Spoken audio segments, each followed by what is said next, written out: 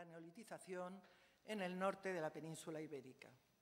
Entre sus cargos hay que citar que ha sido el primer director del Instituto Internacional de Investigaciones Prehistóricas, ha sido además vicedecano de su facultad.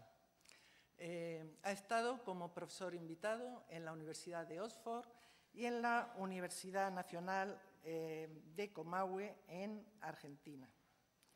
Es miembro del Comité Ejecutivo de la UISPP, de la Unión Internacional de Ciencias Prehistóricas y Protohistóricas, y presidente de la Comisión del Mesolítico en el sur de Europa.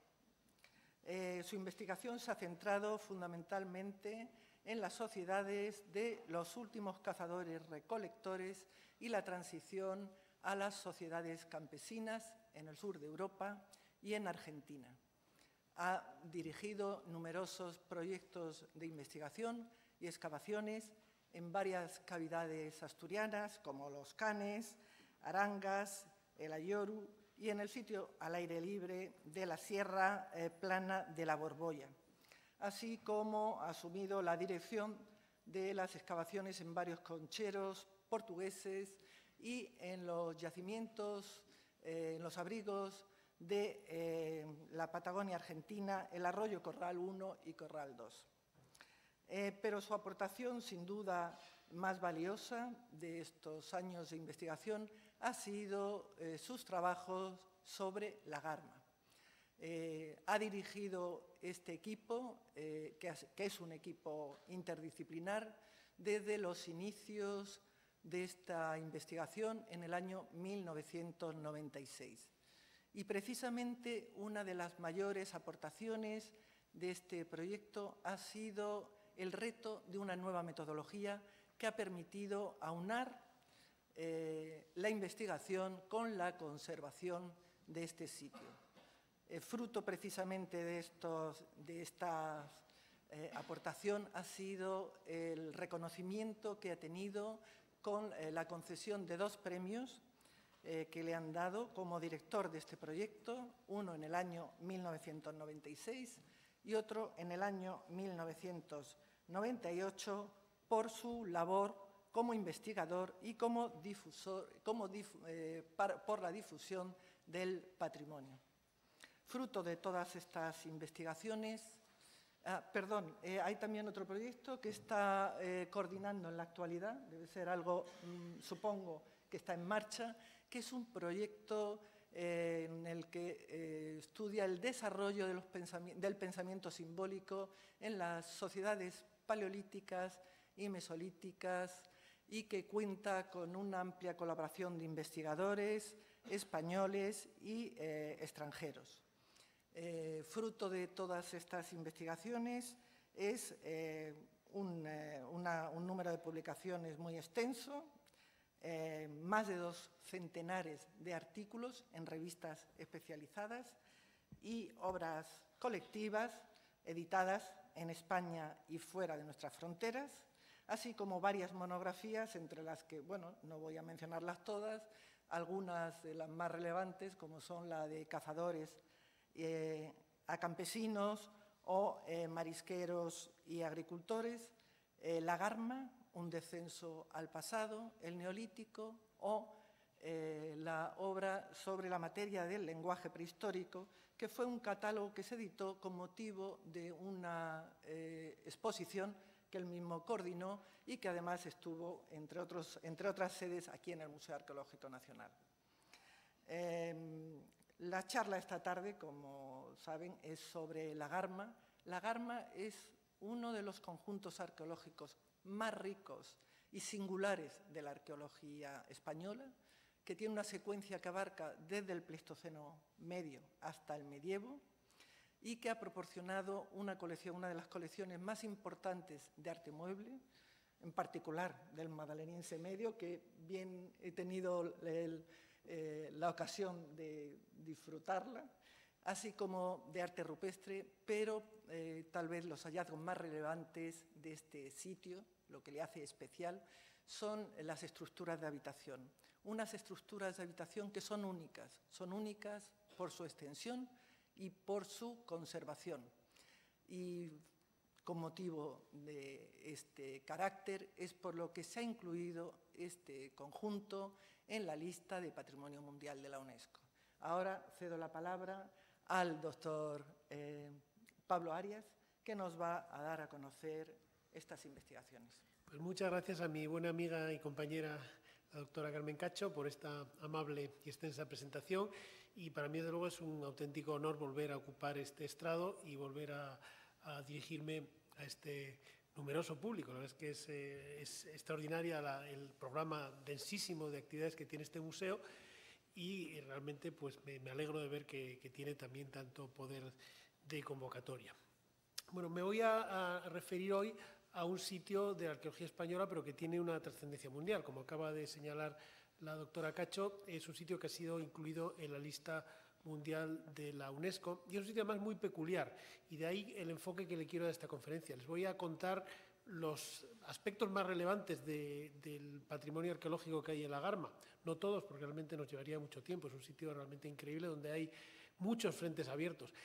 Pero también voy a dedicar parte del tiempo a algunos de los retos desde el punto de vista metodológico al que nos hemos tenido que enfrentar, porque este ciclo de conferencias pretende no solamente exponer los yacimientos arqueológicos importantes que tenemos en España, sino cómo estamos los distintos grupos de investigación enfocando, abordando el estudio de estos sitios. Entonces, por eso me ha parecido interesante el darle un enfoque no meramente descriptivo, sino también de tipo metodológico. Bien, ¿dónde está la Garma? Bueno, pues en este mapa pueden ver la localización. Es un sitio que se sitúa en la costa de Cantabria. Para los que no conozcan la región, pues esto que ven aquí es la ciudad de Santander y esta es la localización de la Garma. Está a vuelo de pájaro a 11 kilómetros de la ciudad. De hecho, se ve la colina donde está la Garma desde Santander y ocupa un lugar central en esta plataforma litoral. Es una pequeña colina de 180 metros de altitud. Y en realidad es un conjunto de yacimientos arqueológicos. La Garma no es un sitio, no es un yacimiento concreto, sino que es una zona arqueológica. Tiene esa declaración desde el punto de vista de protección patrimonial, que incluye a día de hoy 13 sitios discretos, 13 yacimientos arqueológicos diferentes que se localizan básicamente en esta ladera meridional de la colina, pero como veremos más adelante en otros sitios. Bien, les voy a situar dónde están los más importantes para que se hagan una idea del recorrido que vamos a hacer por la cueva. Este perfil que ven ustedes aquí es el de la colina, que se corresponde a la misma escala con este plano que ven en la parte superior de la imagen. Y el primer yacimiento que van a ver aparecer es la Garma A, que es una cueva muy pequeña, que fue por la que se descubrió en el año 1995 este conjunto arqueológico y que es actualmente el único acceso practicable por los seres humanos. La Garma es un sistema kárstico, es una serie de pisos de una cueva que ha ido evolucionando a lo largo del Pleistoceno y la mayor parte de esos pisos actualmente no son accesibles por el ser humano, quizá pues por pequeños animales sí se pueda entrar, pero únicamente se puede entrar en la actualidad por este nivel de la Garma A, que se sitúa a 80 metros sobre el nivel del mar. Hay otro nivel situado un poco más abajo, que es el que tenía su entrada por la Garma B. La Garma B es un yacimiento que hemos excavado, que tenía enterramientos de la Edad del Bronce, pero que sabemos que comunicaba originalmente, por lo menos hasta el último máximo glacial, hace unos 20.000 años, con la galería intermedia, que es otra galería que es accesible desde la Garma A, según ven ustedes en el plano, y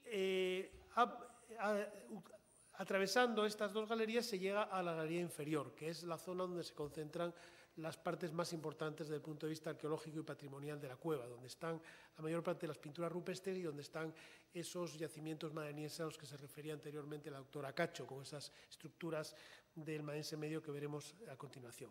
Y hay otros pisos, hay uno que actualmente está siendo excavado por el río que cruza la cueva, que es el nivel hidrostático, donde nos hemos encontrado hace menos de un año con la sorpresa de que también hay restos arqueológicos. Como veremos a continuación, al final de la conferencia, la Garma sigue dando sorpresas y algunas realmente muy notables, aunque no en la parte prehistórica, sino en la parte de arqueología histórica, que es importante.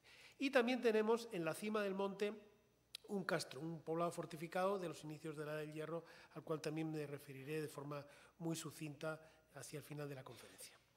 Bien, cuando me preguntan por qué es importante la Garma, por qué ha merecido esta declaración excepcional como parte del patrimonio de la humanidad, pues yo suelo responder que tiene dos cosas excepcionales. Tiene esos suelos paleolíticos que son absolutamente únicos en el mundo, como verán ustedes un poco más adelante, pero tiene también una de las secuencias más largas y completas de toda la prehistoria del suroeste de Europa.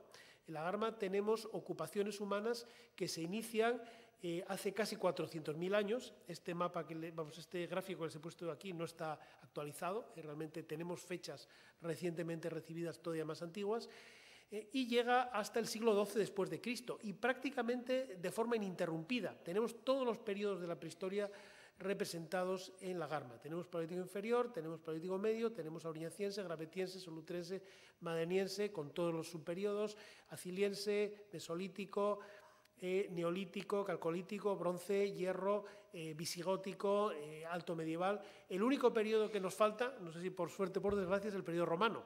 No sé por qué motivo, parece que a los romanos no les gustó el sitio y desde el siglo V o VI a.C.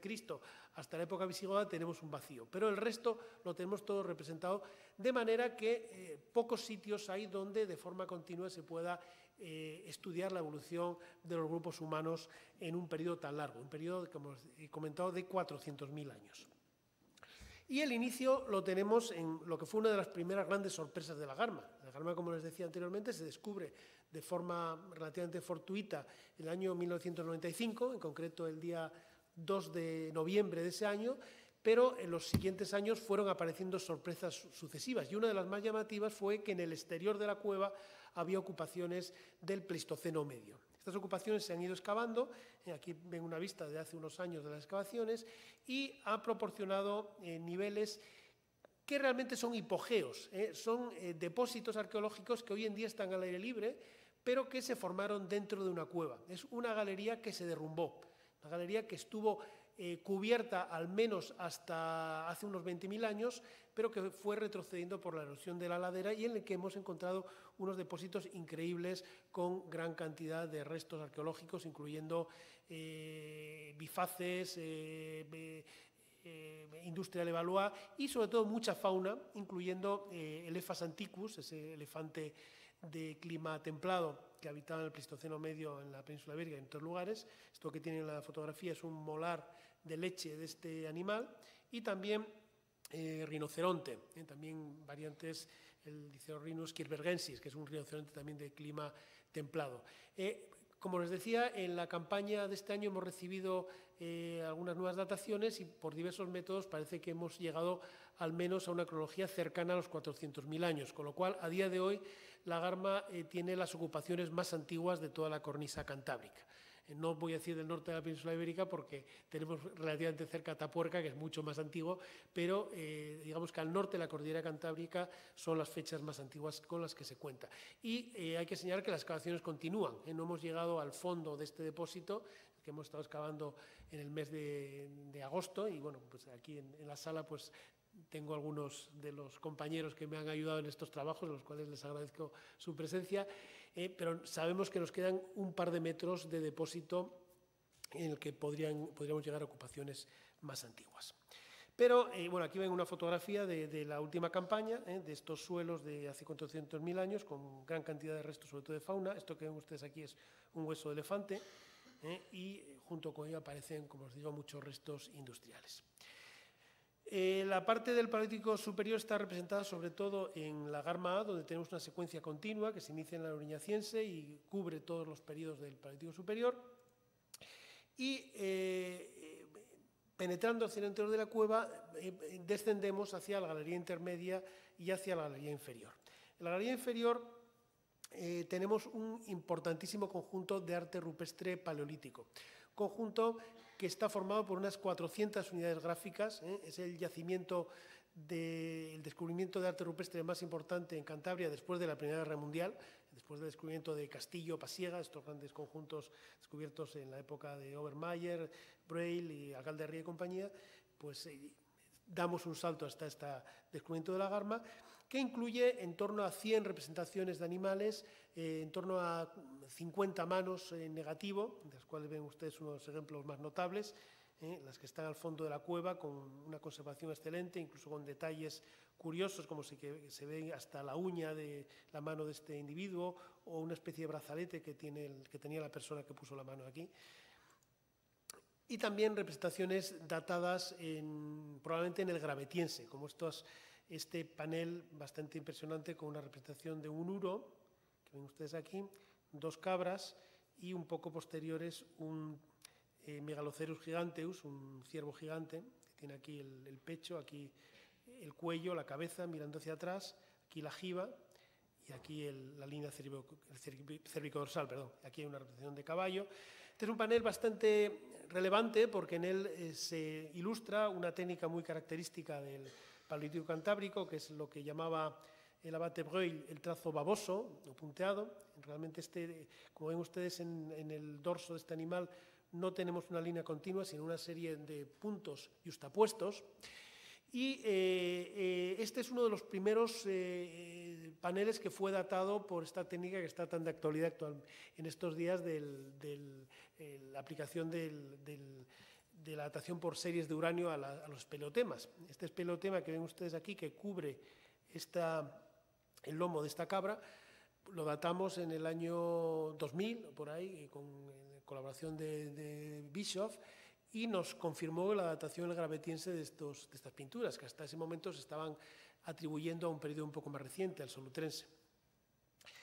Otro ejemplo de esta fase antigua de la Garma lo tenemos en este excelente ejemplo de una cierva también con trazo punteado, muy parecidas a las de Covalanas, La Pasiega y otros sitios de la parte oriental de Cantabria y del País Vasco. Aquí la cabecita, las orejas, el cuello de forma cónica, característico, y las patas de adelante como 2 líneas.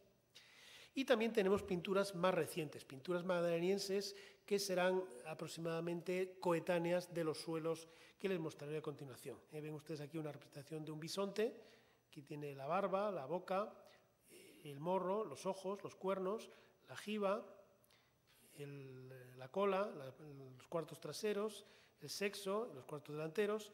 Aquí otro bisonte en posición vertical. Este ha sido datado por carbono 14, por embaladas, de una cronología del Maense Medio, de hace unos 18.000 años. Aquí tiene el rabo, el lomo, aprovecha el relieve para la jiba, y la cabeza está por aquí muy perdida, las patas delanteras.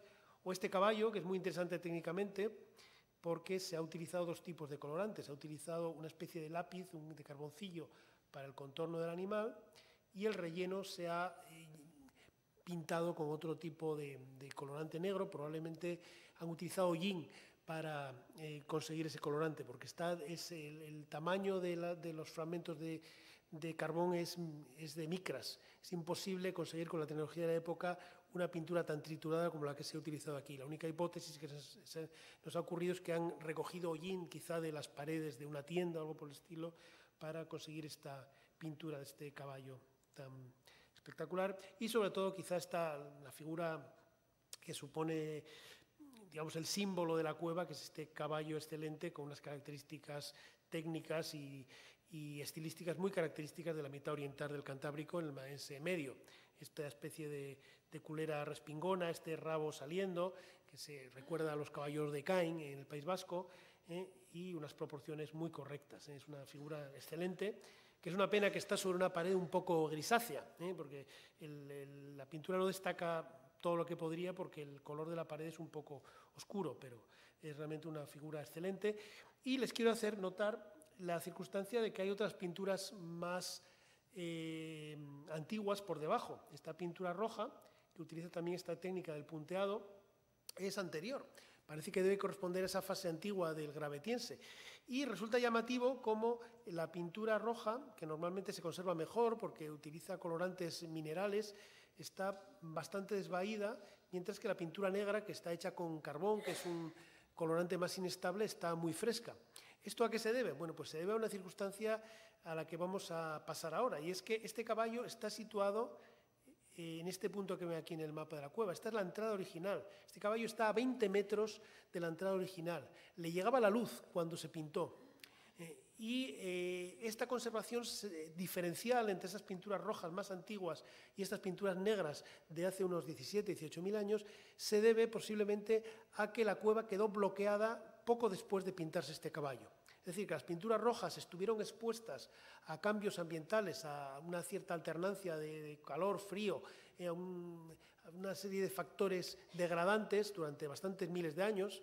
Tengan en cuenta que las pinturas rojas probablemente tengan más de 20.000 o 22.000 años, estuvieron varios milenios expuestas a los elementos, mientras que las pinturas negras estuvieron en una especie de burbuja muy estable desde el momento que se pintaron hasta nuestros días. Y esta es la entrada original. Esta foto está tomada desde muy cerca de donde está ese caballo.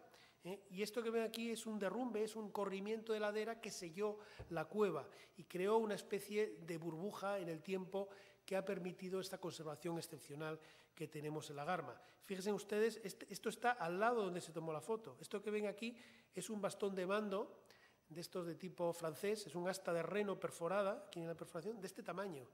Una pieza excepcional, asociada a una estructura de bloques. Esto que ven ustedes aquí es una mandíbula de caballo, esto que ven aquí es un cuchillo de sílex, y esto está tal como lo dejaron los ocupantes madenienses hace casi 18.000 años. Y esto que ven aquí no es el resultado de pacientes meses de excavación, es simplemente el resultado de llegar hasta los suelos tal como los dejaron los ocupantes paleolíticos. Masa de huesos de ciervo, de cabra montés y de otros animales, en la que se ven bastantes objetos de siles, se ve, por ejemplo, aquí una espátula de hueso. Es el estado en el que se encuentran del orden de 800 metros cuadrados de suelos madenienses en la Garma. Esto, como les señalaba anteriormente mi querida colega, la doctora Cacho, es algo único en el mundo. Hay algunos ejemplos, sobre todo en el Pirineo francés, de sectores de cuevas paleolíticas en las que se han conservado suelos en superficie, pero son espacios muy pequeños, de 15, 20, 30 metros cuadrados a lo sumo. Aquí tenemos, como les digo, 800 metros cuadrados en los cuales tenemos expuestos decenas de miles de objetos paleolíticos. Hemos hecho una estimación de que debemos tener a la vista en torno a 85.000 objetos paleolíticos. Digamos, una masa que llenaría los almacenes de cualquier museo si se extrajera, cosa que no es nuestro propósito. Y no solamente tenemos estos suelos paleolíticos tal como los dejaron sus últimos ocupantes en el Maense Medio, sino que también tenemos construcciones o restos de estas construcciones paleolíticas, algo que es excepcional en el paleolítico del sureste de Europa. Esta fotografía, tomada por mi buen amigo y colaborador también del proyecto, Pedro Saura, se puede ver, en donde les he marcado en amarillo anteriormente, una serie de bloques de piedra formando una especie de círculo. Esto es la base de una cabaña, es la base de una estructura, una especie de tipi, probablemente hecho de pieles de animales, que se sujetaba por la base con estos bloques y posiblemente se sustentaba en la parte superior en este resalte de la pared. De hecho, hemos encontrado en esta zona de la pared algunas lascas de siles y algunos huesos hincados que podrían haber fijado esta estructura, sobre la cual tenemos algunos informes posteriores. Sabemos que en el centro había una pequeña hoguera, que había un gran hogar en la zona exterior, pero esto iremos más tarde. Y esta estructura, además, ha proporcionado algunos objetos de arte mueble excepcionales. Uno de ellos es el que ven ustedes aquí en el momento en el que apareció, y es una pieza que es uno de las joyas de esta colección extraordinaria de arte mueble de la Garma. De hecho, fue seleccionada en la extraordinaria exposición que hubo el año pasado en este mismo museo con motivo del 150 aniversario de su fundación. Como saben ustedes, probablemente muchos de los asistentes a esta conferencia hayan visitado la exposición. Hubo una exposición con motivo de los 150 años del museo, en la cual se seleccionaron 150 objetos destacados de la arqueología española procedentes de todo el país. Y uno de los que representó a Cantabria fue precisamente este excepcional ejemplo de colgante madeniense que apareció en el borde de esa estructura. Es una pieza muy compleja, como les digo, es un colgante.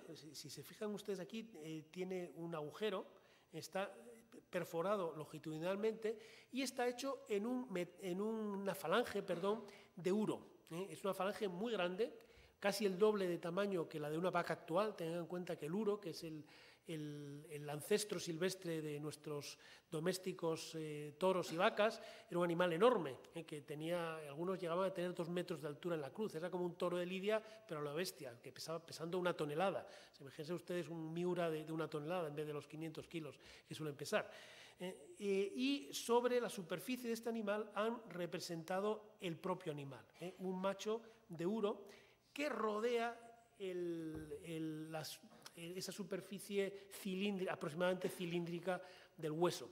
Esto es algo muy característico del maense medio, algo muy ajeno a nuestra manera de entender la expresión gráfica, pero los maenses expresaban de otra manera. Eran artistas, algunos de ellos muy buenos, como el que hizo esta obra, pero no usaban las mismas convenciones que nosotros.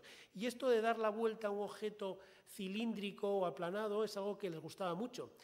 Henri Delport, que fue un gran especialista en arte mueble y director del Museo de Antigüedades Nacionales de Francia, lo llamaba esto la perspectiva pericilíndrica. No sé si el término es muy correcto, pero bueno, expresa esta tendencia a dar la vuelta a los objetos en torno a su superficie curva, lo cual sospecho que es una tortura para los conservadores de museos, porque son piezas que se entienden muy bien en la mano, pero son muy difíciles de hacer entender al público en una vitrina. En el Museo de Santander han resuelto esto poniéndole una vitrina cilíndrica alrededor de la cual hay que moverse, pero a la gente le cuesta ver la pieza. Bien, el objeto, la representación, como ven ustedes, es un relieve muy profundo, pero menos profundo de lo que parece. Vean ustedes que parece que el animal se sale del hueso. Bueno, pues les puedo decir que la diferencia de altura entre la parte exterior y la parte más profunda es de en torno a 1 milímetro. Esto lo han conseguido con una técnica consistente en hacer un grabado que es disimétrico. El grabado es muy vertical por la parte interior del trazo y por la parte exterior es muy plano, de forma que se destaca mucho digamos, el relieve. Eso se ve muy bien, por ejemplo, en esta zona de aquí, donde se ven los trazos del raspado que han hecho para sacar el grabado. Tiene muchos detalles anatómicos, como ven ustedes, los hollares, la boca, el cuerno, el ojo, la oreja, el sexo del animal. Han utilizado diversas convenciones para representar, por ejemplo, el pelaje de la cara, el pelaje del cuerpo. Han distinguido distintas partes del animal. En algunos sitios consiguen 3 planos, como por ejemplo aquí, esta pata está encima del pecho, encima de la otra pata. Es decir, es una figura técnicamente muy buena y en la cual hemos aprendido muchas cosas sobre cómo trabajaban estos artistas paleolíticos, porque hemos encontrado, estudiándola con el microscopio, trazos de una especie de esbozo previo, que se ve, por ejemplo, en la zona aquí de la oreja, en la zona de atrás, donde parece que la quisieron hacer un poco más larga, pero luego corrigieron la posición. Es lo que llamaban los tratadistas del Renacimiento un pentimento, ¿no? Parece que concibieron de otra forma la figura y luego la hicieron de otra forma. O sea que vemos con cierto detalle cómo trabajaba este artista extraordinario de hace 18.000 años. Y además, no solamente representó al animal, con este juego, además, como ven ustedes, de simbólico, de representar a un animal en un hueso del mismo animal. No es casualidad que estén representando un uro sobre un hueso de uro. Pero además se representaron ellos mismos. Quizá no les llame tanto la atención como el uro, pero esto que ven ustedes aquí, bueno, se admiten opiniones contrarias, pero ven ustedes este trazo circular con este ángulo y estos 2 tracitos. Bien, no es totalmente seguro, es seguro que esto es un uro, esto podría ser otra cosa, pero yo estoy convencido que esto es una representación de una cara humana vista de frente, posiblemente sea un señor con barba, igual hasta les puedo decir que quizá calvo, pero bueno, sí que es muy frecuente en el Paleolítico que se represente la figura humana de una forma mucho más esquemática y mucho menos naturalista que los animales. A veces se dice en manuales populares o cosas así que los paleolíticos representaban muchos animales y no se representaban a ellos mismos. Eso no es cierto, hay muchas representaciones humanas en el Paleolítico, lo que pasa es que suelen ser menos naturalistas, suelen ser muy esquemáticas, a veces están como animalizadas. En este caso lo que han hecho es probablemente representarlo de una forma muy, muy esquemática. Y hay también una representación de un signo como en forma de venablo, que es también muy característico del maense medio. Es decir, ven ustedes una figura extraordinaria que es uno de los grandes aportaciones al catálogo del arte mueble, no solamente español, sino europeo, en las últimas décadas. Es probablemente de los 10 mejores objetos de arte mueble que han aparecido en los últimos 30 años en todo el Paleolítico europeo. Bien, otra cosa interesante que hemos averiguado en esta zona de la entrada de la Garma es que hemos podido reconstruir por dónde se movían a veces estos paleolíticos. En la Garma hemos encontrado huellas de pies descalzos, pero también hemos encontrado esta especie de sendero. Esto que ven ustedes aquí es un depósito de arenas muy antiguas, son arenas que probablemente sean del Pleistoceno medio inferior, son muy anteriores a la ocupación humana, pero que fueron cortadas por el paso humano frecuente o relativamente frecuente en esta zona que está justo encima de la cabaña que les mostraba anteriormente. Se preguntarán ustedes, bueno, ¿y a dónde conduce este camino? Pues conduce a una sala con pinturas rupestres, es lo único que hay. Y esto nos acerca a uno de los problemas clásicos a los que se han enfrentado los grandes investigadores del arte rupestre desde el siglo XIX. El propio Breuil y el propio Obermayr se preguntaban, bueno, ¿el arte rupestre era algo excepcional, algo en lo que era solamente accesible a los iniciados, solamente iban unas pocas personas, solamente iba el que lo pintaba, o era algo a lo que se acercaba todo el grupo, se acercaban muchas personas, donde tenían lugar ritos, donde tenían lugar ceremonias, donde cantaban, bailaban, tocaban instrumentos? Pues es muy difícil responder a esto. Y hay muy pocos sitios donde tengamos indicios objetivos, indicios contrastables de este tipo de actividades. Este es uno de los pocos que tenemos en la península ibérica. O sea, sabemos que a esas pinturas pasó bastante gente. Esto no se consigue simplemente pasando una persona o dos, el pintor y un par de asistentes o un chamán que va 2 años después a hacer algo. Esto requiere una cierta frecuentación por parte de los grupos paleolíticos de esa sala concreta donde hay una serie de signos madanienses.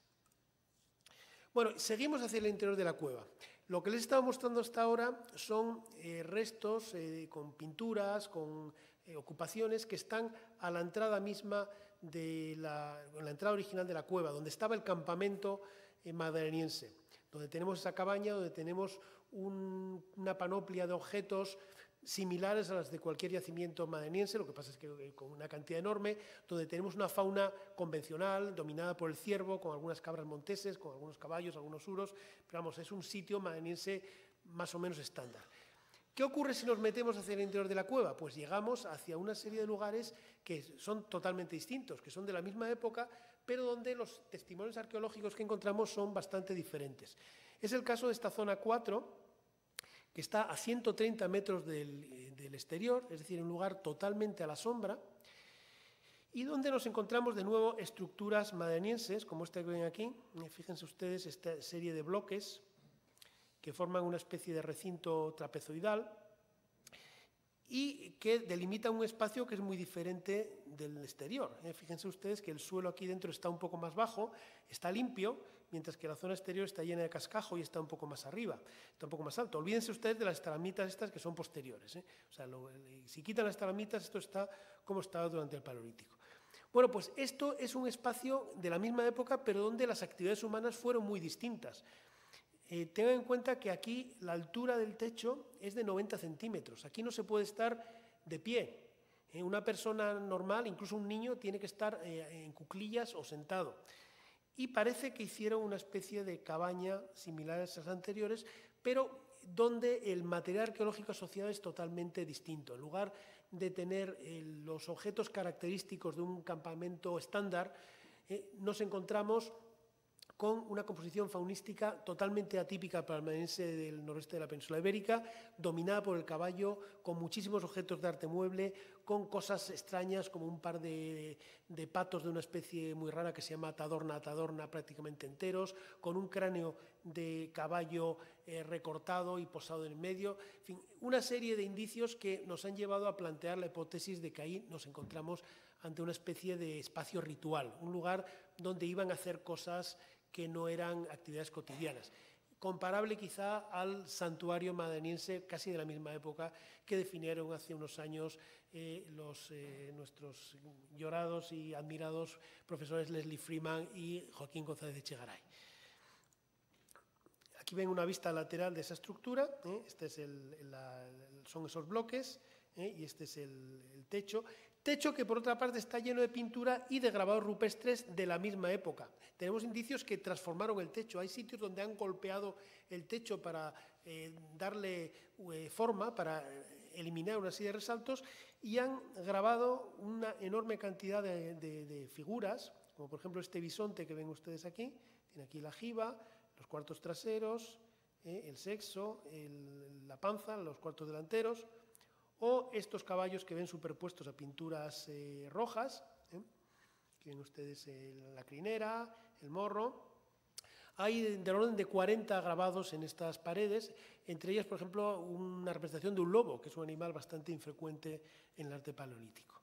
Pero además de estas piezas de arte rupestre, tenemos objetos de arte mobiliario. Aquí ven ustedes una de ellas en el momento de aparecer, y este es el objeto, que es otra de las estrellas de la colección de arte mueble de la Garma. Se repiten muchas de las convenciones que veíamos anteriormente en el Uro. Es otro ejemplo de esa perspectiva pericilíndrica, pero más difícil de entender, porque estas dos caras de esta espátula son dos partes de un mismo animal. Estos son los cuartos delanteros de una cabra montesa que está mirando para atrás, y al dar la vuelta pues tenemos el flanco y los cuartos traseros del animal, que vuelven a aparecer aquí. Entonces, es una pieza que es muy difícil de entender sin tenerla en la mano, pero que es un ejemplo extraordinario de todas esas convenciones que vimos anteriormente. No les quiero aburrir con detalles técnicos. Fíjense ustedes de nuevo esa técnica de ese grabado disimétrico, todo ese juego de diversas convenciones para representar el pelaje de la cara, del flanco, de la panza del animal. Fíjense ustedes cómo consiguen 3 planos en 1 milímetro de espesor, aunque aquí ya no tenían bastante materia, han tenido que meterse el tejido esponjoso de esta costilla de uro o bisonte sobre la que han grabado este animal, y todos estos símbolos muy característicos del Maense Medio. Esto es lo que la doctora Marisol Corchó llama ángulos embutidos, que es no sabemos lo que querían decir, pero es un signo muy, muy típico del Maense Medio. Se encuentra en varios objetos de la Garma y en muchos objetos, por ejemplo, de la Cueva de las Caldas, que es un importante yacimiento de la misma época situado cerca de Oviedo. Y les quiero llamar la atención sobre el hecho de que esta es una pieza utilizada. Es una espátula y está muy desgastada. Y también otro detalle técnico que les quiero hacer notar es que tenía pintura. Estos grabados se ven muy bien porque en el fondo del surco hay pintura, y esa pintura tiene la misma composición que las pinturas, que el colorante que se utilizó para las pinturas rupestres de las paredes. Es decir, que hay esta pieza de arte mueble no solamente está grabada, no solamente está esculpida, sino que también fue parcialmente pintada. Otro ejemplo del arte mueble de la Garma, foto del momento en el que apareció, de nuevo sin necesidad de excavar, simplemente estaba en el suelo, y este es el objeto. Este es otro caso notable de la pericia de estos artistas paleolíticos. Este caballito que ven ustedes aquí, con todo el lujo de detalles, con la oreja, la boca, el ollar, el ojo, una serie de tracitos finitos para el pelo. Fíjense ustedes que esto es un diente de caballo, es un incisivo de caballo. O sea, fíjense el tamaño que tiene la cabeza. Esto tiene poco más de 1 centímetro de largo. O sea, está tremendamente ampliado en la pantalla, es una miniatura absoluta. Y de nuevo con ese motivo de los ángulos embutidos que les decía anteriormente. Está como saliendo de la boca del animal, ¿no? Debía ser un signo que tenía un significado muy importante y sin duda comprensible para estos paleolíticos. Otro detalle técnico que les quiero hacer notar es que en este caso, para poder grabar este animal, han tenido que eliminar previamente el esmalte del diente. El esmalte es muy duro, no se puede grabar con facilidad. Entonces lo que han hecho es raspar el esmalte, y una vez que han llegado a la dentina, a la capa ósea más blanda del hueso, es el momento en el que han realizado este extraordinario ejemplo de representación de caballo. Otra figura muy notable, que esta yo creo que es la primera vez que la presento en una conferencia, es probablemente otra espátula, está rota la pieza desgraciadamente, por aquí, pero perforada, y es una representación de un oso, también compartiendo algunas convenciones de representación con los animales que vimos anteriormente. Esta figura ha estado, creo que no está ahora en el Museo de Cantabria, estaba en una exposición temporal en Suiza, me parece, es una de las piezas que ha viajado un poco por el mundo. Realmente el Museo de Santander actualmente está digamos, recibiendo muchas peticiones, a veces de préstamos temporales de algunas de las piezas de esta extraordinaria colección de arte mueble, que se ha puesto casi al nivel de la otra gran colección de arte mueble de la que disfrutamos en el Museo de Prehistoria y Arqueología de Cantabria, que es la de la Cueva del Pendo, ¿no? O sea, actualmente son las dos mejores colecciones que tiene este extraordinario museo, ¿no? Que en lo que se refiere al arte mueble paleolítico, pues es una de las grandes colecciones, no solo española, sino europea. Otra figura realmente llamativa es esta que a veces lo llamamos con cierta coña el caballo sonriente. Es una figura, se parece mucho a una representación de Tito Bustillo, de arte rupestre, que es más o menos de la misma época. Esta forma un poco cuadrada del morro es muy peculiar de ese medio. Esta posición también con la boca abierta, viéndose los dientes, es muy característica de esta época y destaca en este caso por la gran riqueza de detalles en la representación del pelaje del animal. Esto está hecho sobre un fragmento de costillas, una figura también bastante pequeña, pero realmente muy, muy llamativa. Otro ejemplo que les quiero mostrar, tal como apareció, es esta pieza que ven aquí, entre un bloque de piedra y una estalamita, y es un objeto típico del Maense Medio. Esto es lo que se llama un contorno recortado, que es uno de los fósiles directores del Maense Medio, sobre todo pirenaico. Es un fragmento de un hioides de caballo que ha sido recortado y con muy pocos grabados, porque aprovechan la forma como de Y que tiene este hueso, pues le han conseguido esta magnífica escultura representando una cabeza de cabra montés, de macho de cabra montés, que también tiene pintura, como ven ustedes, y que nos da alguna clave sobre las actividades que tuvieron lugar en esta zona 4 de la Garma. Porque esta figura, a pesar de que es muy vistosa y muy llamativa, es también una de mis favoritas de la Garma, no está acabada. Fíjense ustedes cómo se les quedó el cuerno sin rematar y cómo está rota por aquí. Estos son dos intentos de hacer una perforación. Los contornos recortados eran colgantes.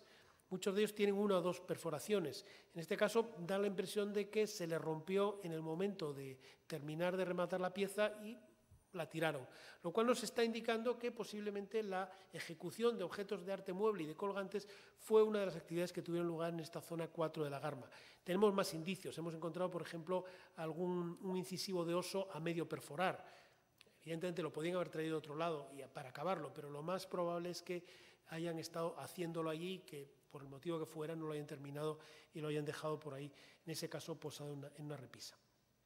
Y otra cosa menos conocida que aparece en esta zona de la Garma 4 es que hay gran cantidad de plaquetas de calcita trabajadas, grabadas, en general con menos calidad técnica.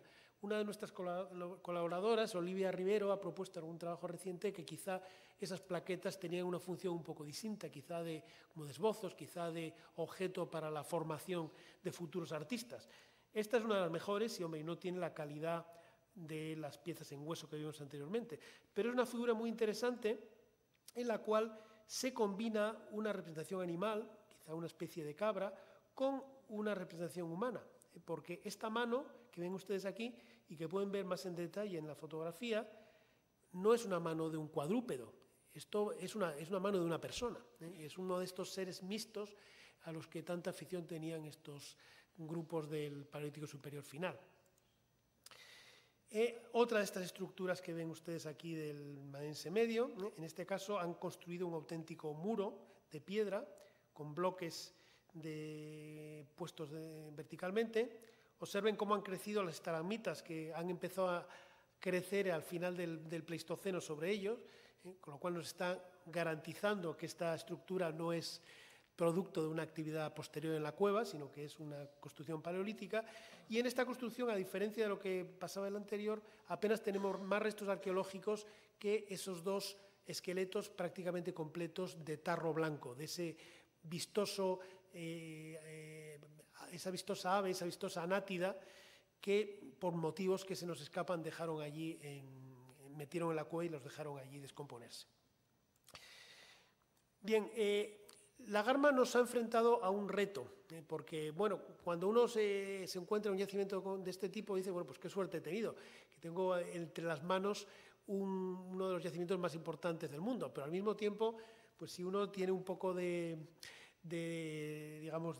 cabeza, se da cuenta que, bueno, tiene una gran suerte, pero al mismo tiempo tiene un tremendo dolor de cabeza y tiene un reto y tiene una tremenda responsabilidad, porque el estudiar y conservar un yacimiento de este tipo no es tarea fácil.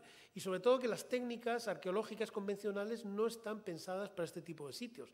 Las técnicas arqueológicas convencionales son destructivas. Muchas veces en las aulas repetimos ese tópico que no por muchas veces enunciado deja de ser cierto, de que la arqueología destruye los contextos que estudia. O sea, a veces se utiliza ese símil de que es una excavación arqueológica es como si al leer un libro fuéramos destruyendo las páginas cada vez que leemos una página de un libro. Eso es cierto y nos enfrenta a la necesidad de documentar de la forma más concienzuda posible cualquier tipo de yacimiento.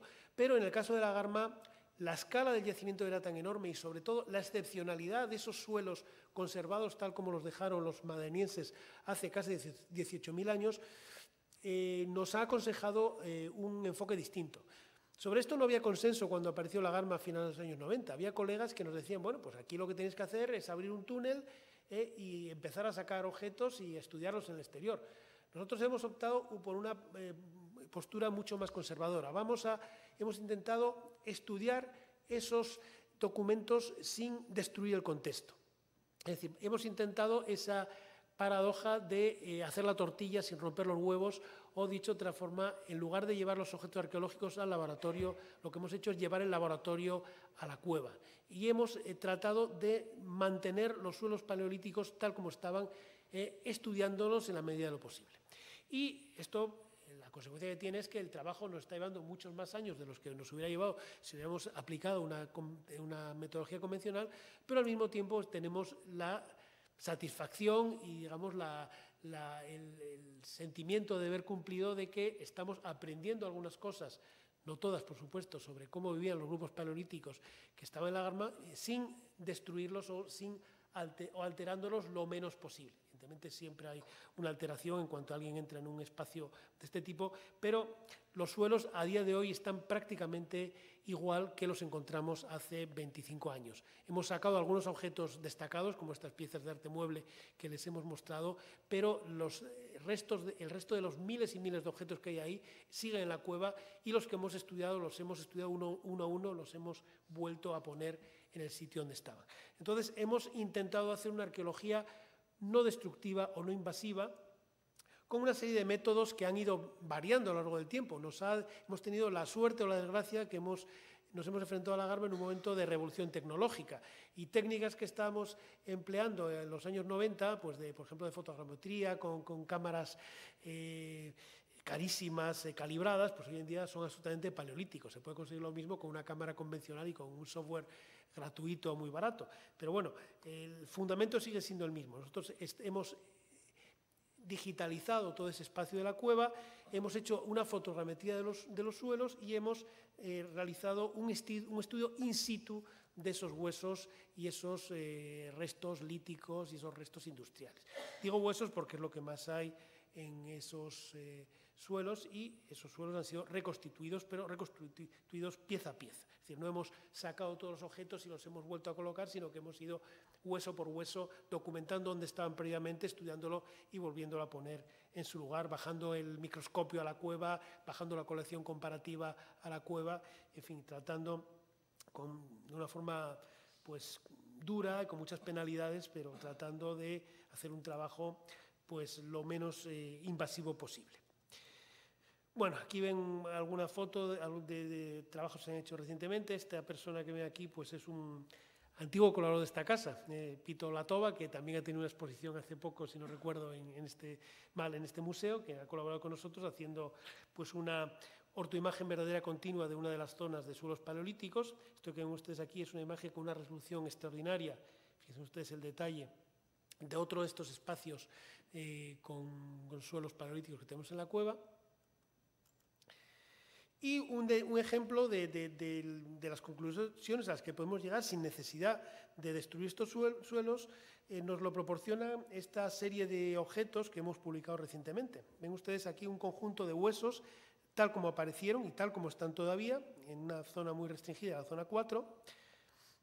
parecen unos huesos sin mayor interés, unos huesos normales de animales, pero una vez que hemos estudiado estos huesos nos hemos encontrado con la interesante circunstancia de que se trata, todos ellos, de falanges terminales de león. Son 9 falanges de león, todas diferentes, es decir, que podrían, teniendo en cuenta que son todas de la pata delantera y que los leones tienen 10 dedos en las patas delanteras, podrían ser todos del mismo individuo, y muchas de ellas tienen marcas de corte que se corresponden con las marcas que se generan sobre los huesos cuando se descarna, cuando se extrae la piel.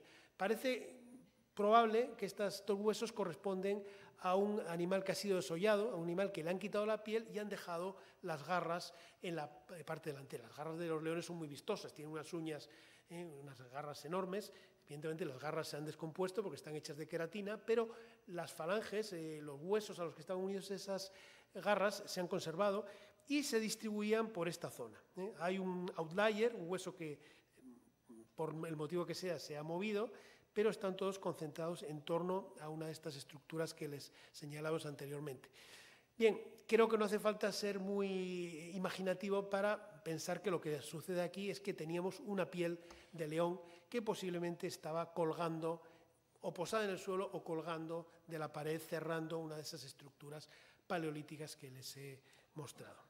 Y esto lo hemos podido reconstruir a partir de este trabajo, y los huesos han vuelto a ese lugar y están disponibles en el lugar donde se encontraron para cualquier investigador que en un futuro cercano o lejano quiera volver a plantearse este tema u otros sobre la garma. En los últimos meses hemos estado aplicando una nueva técnica que se empleó hace unos 2 o 3 años con mucho éxito en la cueva de Bruniquel, donde quizá ustedes hayan visto que se han publicado una serie de estructuras muy interesantes hechas por neandertales. En este caso, pues no estamos trabajando sobre neandertales, sino sobre sapiens modernos. Es la técnica de la cartografía 3D a alta resolución del campo magnético. En este caso hemos contado con la colaboración de François Lévesque, un investigador de la Universidad de La Rochelle, que es el principal especialista en esta técnica. Es una técnica que consiste en estudiar el campo magnético diferencial de los suelos, una técnica no destructiva que permite reconstruir sitios donde se ha calentado por encima de determinada temperatura los sedimentos. Con esto hemos podido reconstruir en estas estructuras de la zona 4, que ven marcadas aquí en azul, una serie de fuegos que no eran visibles en superficie. Esto nos cierra un aspecto que nos tenía muy intrigados de la garma, que era que no veíamos dónde estaban los hogares, dónde estaba el fuego. Los grupos humanos antiguos, tradicionales, no concebían un espacio doméstico sin fuego. Esto es algo que lo hemos perdido en la actualidad con las calefacciones y con las casas modernas, pero todavía hace 50, 60, 70 años cualquier población rural de nuestro país, no hacía falta irse a los pigmeos o a los bosquimanos o a los indígenas del Amazonas, no concebía un espacio doméstico si no había una hoguera, si no había un hogar. Bueno, pues ¿dónde estaban los hogares en la garma si no los veíamos? Hay que tener en cuenta que la superficie de la garma está cubierta por una pequeña capa, una pequeña película de óxido de manganeso muy oscuro que iguala bastante el color de la superficie. Se ven los huesos, se ven las piedras, pero no se ven demasiado bien las diferencias cromáticas entre las zonas quemadas y no quemadas. Bueno, con esta técnica hemos podido reconstruir que en esta cabaña y en otras cabañas de las que hay en la garma hay un patrón muy común, un patrón constante, consistente en una pequeña hoguera en el centro de la estructura y un gran hogar en el exterior. Esto se ha comprobado también en la zona 1, esto está a una escala muy diferente, con lo cual quizás se pierdan ustedes un poco, pero hay aquí una serie de hogares. Esta es la cabaña donde apareció la falange con el uro grabado. Esta es la zona donde está el caballo negro pintado que teníamos al inicio de la conferencia. Es decir, que hay una serie de áreas donde se han encontrado fuegos alrededor de los cuales se debía centrar la actividad de estos grupos paleolíticos. Otra técnica que hemos aplicado con mucho éxito es el de la caracterización de los colorantes. En la garma tenemos mucha información sobre la preparación de los colorantes por parte de los grupos paleolíticos, incluyendo casos tan extraordinarios como esta plaqueta de calcita sobre la cual hemos encontrado la pintura machacada. Han utilizado esta plaqueta para preparar la pintura y la composición química de esa pintura es muy similar a la de algunas de las pinturas rupestres que tenemos en el techo, con lo cual pues parece que se confirma que es parte del proceso de producción de esas obras artísticas. Este señor que ven aquí es Michel Menu, que fue subdirector del Museo del Louvre y es uno de los más grandes especialistas en este tema de los colorantes prehistóricos y que ha colaborado con nosotros. Y aquí está muestreando una mancha de colorante que está por debajo de pinturas rupestres en la Garma. En la Garma hemos encontrado cosas tan llamativas como gotas de pintura justo en la vertical de pinturas que han sido posiblemente aplicadas con colorante todavía líquido, es decir, que se les caía, tenemos el sitio donde se les caían goterones de pintura, pues como puede suceder en un estudio de un pintor actual, que están siempre llenos pues, de pintura y de porquería por el suelo. Bueno, pues esto nos lo hemos encontrado también en la Garma. Aquí ven ustedes algunos ejemplos de los trabajos de este investigador, pues el perfil, el espectro de estos colorantes y una fotografía, una imagen con el microscopio electrónico de barrido, donde se ve la morfología de estos óxidos de hierro utilizados para ejecutar estas pinturas. Y recientemente este trabajo se hizo hace unos cuantos años utilizando técnicas ligeramente destructivas, es decir, tomando muestras de unos miligramos de colorante de la pintura. Hace unos años hemos empezado con el mismo equipo francés a aplicar técnicas no destructivas y con este prototipo de fluorescencia a rayos X portátil hemos conseguido resultados comparables a los que se habían obtenido en el laboratorio sin necesidad de alterar la pintura. Otra técnica que hemos empleado recientemente es la teledetección multiespectral, que permite ver más allá de lo que permite el ojo desnudo. Vean por ejemplo, este panel de manos en amarillo. Estas manos se pintaron con un colorante de muy mala calidad, de limonita, que se ha perdido, y gracias a esta técnica del análisis multiespectral podemos verlas con más nitidez y en algunos casos se puede llegar a reconstruir pinturas que están veladas por una capa de calcita. Esto nos ha permitido completar algunas figuras que no teníamos bien estudiadas o en algún caso ver alguna que no se podía documentar.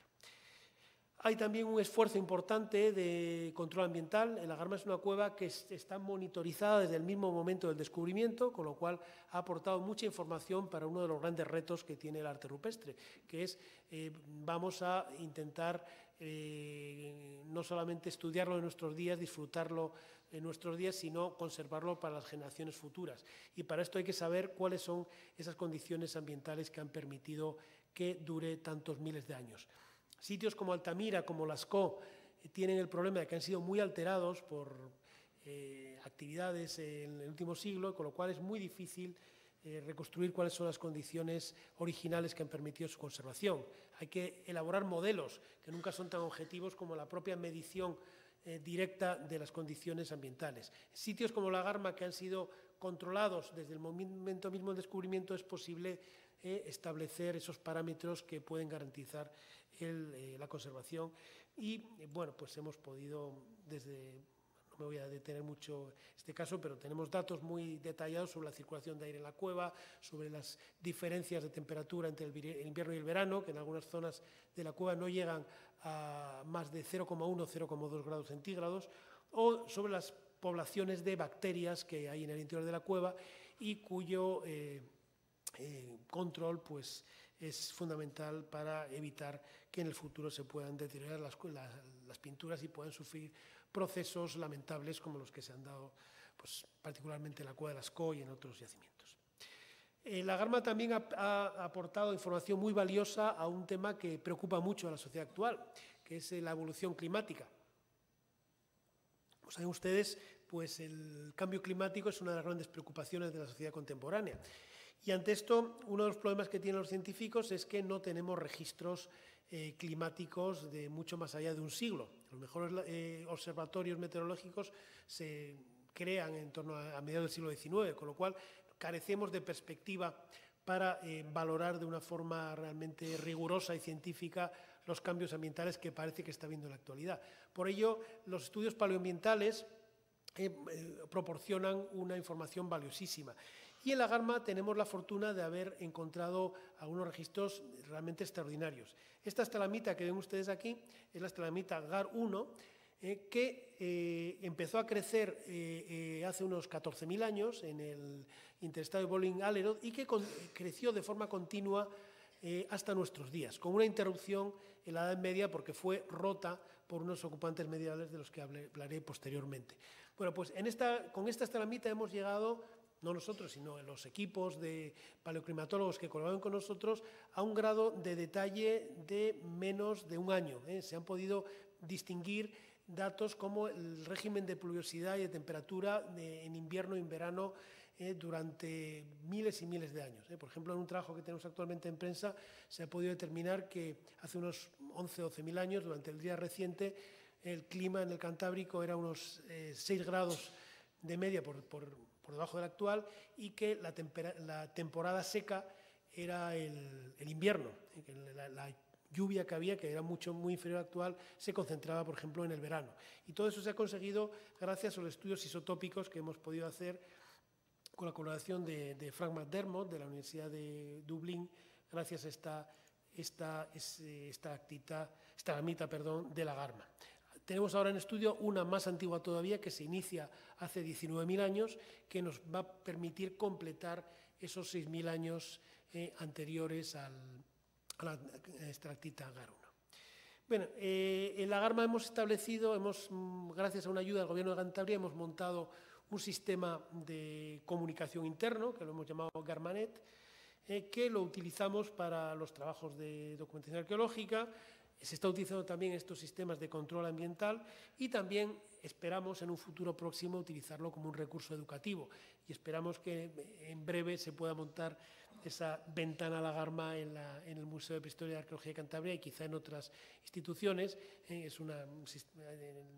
Tenemos la posibilidad de manejar desde el exterior una serie de cámaras monitorizadas situadas en varios puntos de la cueva que permiten una observación por parte de los visitantes sin necesidad de entrar en la cueva y de alterarla.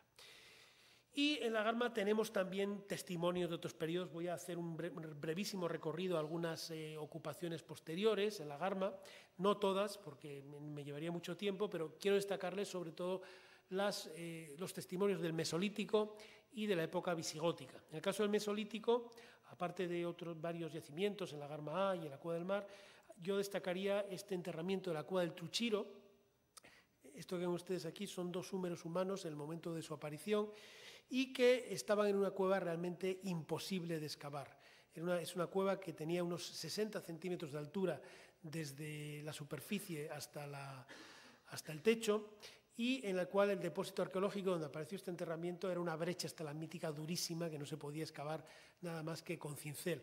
Entonces optamos por trasladar, en este caso, en lugar de trasladar el laboratorio de la cueva, en este caso sí que nos llevamos la cueva al laboratorio y cortamos el bloque de sedimento, nos lo llevamos a los laboratorios de la Universidad de Cantabria y los excavamos, o sea, reconstruimos la posición original de este bloque en la cueva y lo excavamos con pequeños cinceles, pequeños tornos de dentista, hasta obtener este enterramiento del 6º milenio de una joven, posiblemente sexo femenino, que estaba enterrada posiblemente sobre una especie de cama de madera de roble. Todo esto que ven negro por debajo es corteza de roble que estaba sirviéndole como de una especie de plataforma o de una especie de féretro a esta joven enterrada aquí hace unos 8.000 años y que no ha terminado de ser excavado. Hemos dejado el resto en superficie y ha sido trasladado al Museo de Prehistoria y Arqueología de Cantabria y en ese museo está expuesto actualmente. Tenemos también un castro del siglo VII a.C., en el cual no me voy a detener. Ven ustedes en la foto aérea el perfil de las fortificaciones, restos de una cabaña del siglo VII, cerca de la muralla, donde han aparecido restos, por ejemplo, de cereales y otros restos, lo cual permite romper con ese tópico tan manido y tan repetido a partir de las fuentes clásicas de que los cántabros eran tan brutos que hacían pan de harina de bellota. Bueno, pues no sé si harían pan de harina de bellota, como decía Estrabón, pero luego trigo tenían. Probablemente hay aquí un cierto, intento propagandístico por parte de Estrabón, Plinio y otros escritores latinos para destacar el dudoso genio militar de Augusto, que fue capaz de vencer a unos señores tan bestias que no tenían ni pan.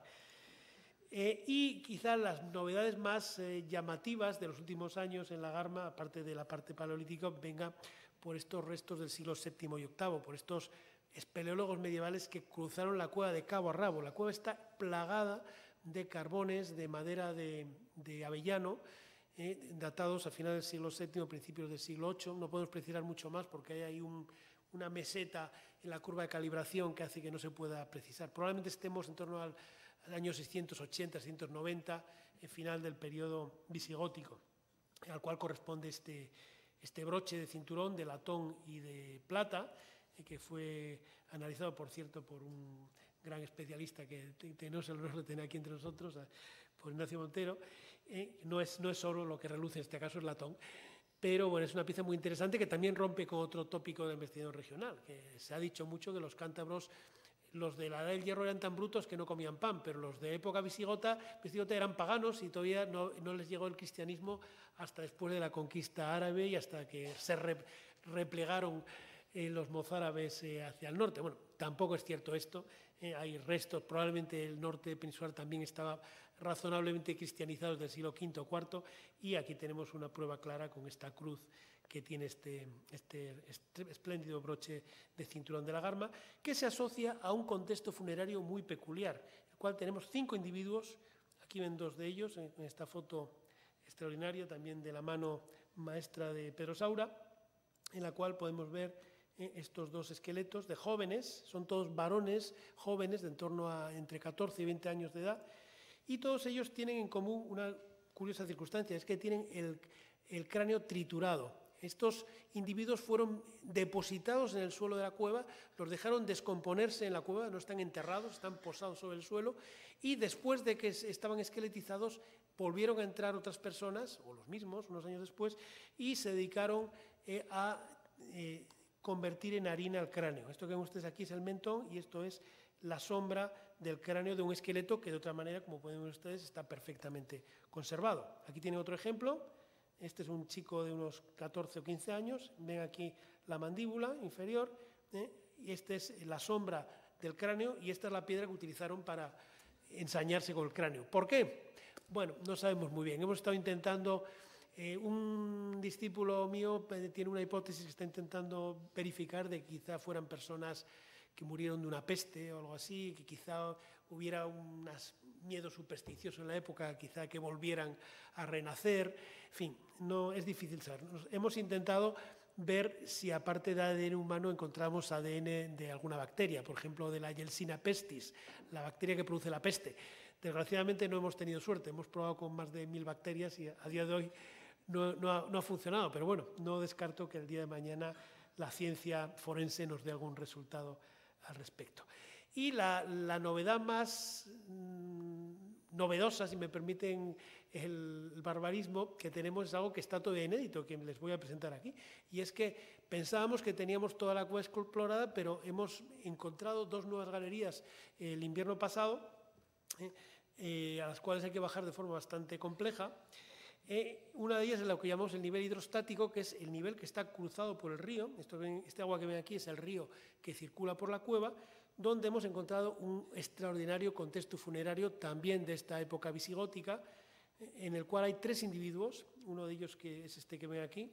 El cráneo está negro por ese depósito de óxido de manganeso que les mencionaba anteriormente y que cubre gran parte de la cueva, pero que en esta galería de abajo, que está inundada periódicamente, lo cubre todo, o sea, el suelo de la cueva es negro, como este cráneo de este individuo. Y no solamente están los individuos, sino que están sus armas. Esto que ven ustedes aquí es un arma de hierro, es una espada, es un tipo de arma característico del mundo tardo romano bárbaro. Es una espada de un filo, con el mango conservado en madera, como ustedes, o este pequeño calderito de bronce, bueno, probablemente es de cobre chapado, que está posado en un pequeño nicho en esta sala. Y también en una nueva galería que hemos encontrado y que la hemos bautizado con el nombre de Weizmann-Kreger, pues rindiendo homenaje a unos mecenas norteamericanos que han tenido a bien pues, invertir una cantidad bastante importante de dinero en la investigación, la construcción de la cueva, pues hemos encontrado este otro resto que es bastante extraordinario. Es un esqueleto de león de las cavernas completo. Es un animal enorme, la foto en perspectiva no le hace justicia, pero está entero desde la mandíbula hasta el rabo. y que además tiene también tiene dos cosas llamativas, aparte de la conservación excelente, que a día de hoy es el ejemplar más reciente que se conoce en el mundo de león de las cavernas. Ha sido datado en 10.600 años, es decir, es unos siglos posteriores a la fecha más reciente que teníamos para la extinción de este animal. O sea, no es el león actual, la pantera leo, sino es la pantera spelea, es ese león de las cavernas más grande que vivió en el continente europeo durante el Pleistoceno superior. Pero también los señores medievales anduvieron por ahí enredando, porque en medio no se ve bien en la foto, pero en medio del esqueleto hay una pisada de un pie descalzo, y hubo alguien que le dio la vuelta al cráneo. El cráneo no está en su sitio, está volteado. Posiblemente fueran los medievales que dejaron un rastro un poco más allá. Y tenemos dataciones también que nos comprueban que algunos carbones de madera de avellano que están encima del esqueleto corresponden a esos intrépidos espeleólogos medievales que circularon por toda la cueva y, vamos, llegaron a sitios realmente increíbles, lo cual, pues teniendo en cuenta la precariedad de los medios de que debían disponer, es algo realmente llamativo. No quiero terminar esta charla, que se está haciendo un poco larga, sin aludir a la relevancia social que ha tenido, sobre todo en la región, en Cantabria, este descubrimiento de la garma, y también los intentos que estamos haciendo, no sé si con mucho o poco éxito, de divulgarla. Nosotros, el equipo de investigación de la garma, pues nos planteamos tres grandes retos. Uno, una investigación lo más de la mayor calidad posible. En segundo lugar, una conservación lo más responsable que podamos. Y en tercer lugar, el dar a conocer a todo el público, no solamente a los especialistas, estos restos arqueológicos de la garma. Y en ese sentido, pues el sitio ha tenido bastante impacto, sobre todo regional. Ven este titular un poco sensacionalista y creo que no del todo justo de un periódico regional que calificaba la garma de una segunda Altamira, lo cual es cierto y no lo es. O sea, es un yacimiento, es un descubrimiento importante, pero creo que compararlo con Altamira no es una buena idea, porque desde luego como arte rupestre pues no le llega, no voy a decir que no le llega a la suela a los zapatos, pero es muy inferior a Altamira, pero en otros aspectos supera Altamira. Desde luego la documentación arqueológica de los suelos de la garma es muy superior al, por otra parte, importante yacimiento de Altamira. Y bueno, ya una cuestión meramente un poco chusca del impacto social. Esto no es un impacto de hoy en día. Estas son unas monjitas que están ahí al lado que menos de 15 días después del descubrimiento ya habían creado una nueva línea de productos de dulces, que son los huesos de la garma. Son monjas de clausura, pero bueno, están en el mundo, aunque no salgan de su mundo, están en el mundo real, en el mundo empresarial. Y bueno, hemos hecho, aparte ya de publicación de gran cantidad de trabajos en revistas de divulgación, que sea National Geographic, investigación, no sé, la aventura de la historia, ha habido varias exposiciones itinerantes, una de ellas que estuvo en Cantabria, en el Museo de Arqueología de Cataluña, y otra muy importante que estuvo en este museo, que se llamaba la materia del lenguaje prehistórico, que no se ocupaba solo de la garma, pero en la cual la garma ocupaba un lugar fundamental y para la cual se hizo esto que ven ustedes aquí. Esto que ven en esta fotografía y que se expuso por primera vez en una sala de este museo, no es la zona A4 de la garma, es un facsímil de extraordinaria calidad de la zona A4 de la garma que fue hecha por el mismo equipo que hizo la nueva cueva de Altamira. Y que permítanme que les diga que aquí se lucieron más que en la nueva cueva de Altamira, porque aquí no solamente tenemos el techo, sino que tenemos la pared, tenemos el suelo con una calidad extraordinaria. Y estos que ven ustedes aquí son los autores de la parte técnica, la llorada Matilde Musquiz, profesora de la Facultad de Bellas Artes de la Universidad Complutense, y el profesor Pedro Saura, que volvieron a ser paleolíticos y grabaron y pintaron sobre estas paredes de la garma un facsímil perfectamente fiel de las pinturas y grabados paleolíticos sobre un soporte realizado con técnicas modernas, con un escaneado 3D y con una impresión 3D perfecta, y es una pieza que ha estado expuesta en este museo y que actualmente está expuesta en una sala del Museo de Prehistoria y Arqueología de Cantabria, y que, bueno, pues si tiene ocasión de viajar al norte, les sugiero que pierdan un rato o que aprovechen un rato visitando este facsímil, donde se ve cómo es una de esas salas de la Garma y en el cual se han colocado no solamente grabados y pinturas paleolíticas, sino también algunos de los objetos de arte mueble en el sitio exacto donde se localizaron. Y esto es todo. Pues disculpen haberme pasado un pelín del tiempo que es aconsejable para una de estas conferencias, pero realmente es que es difícil sintetizar un sitio tan increíble como la Garma en una hora. Muchas gracias por su atención y desde luego pues estoy totalmente a su disposición si quieren hacer alguna pregunta o algún comentario.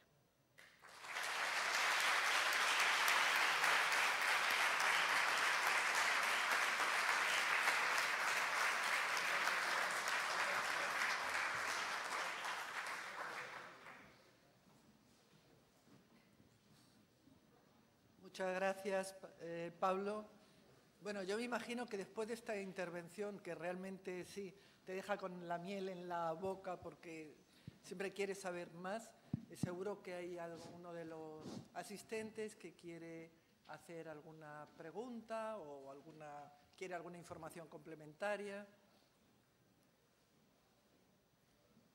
Esto es solo un aperitivo, porque la verdad es que el yacimiento da para mucho. Bueno, muchísimas gracias por su intervención, que ha sido muy, muy interesante.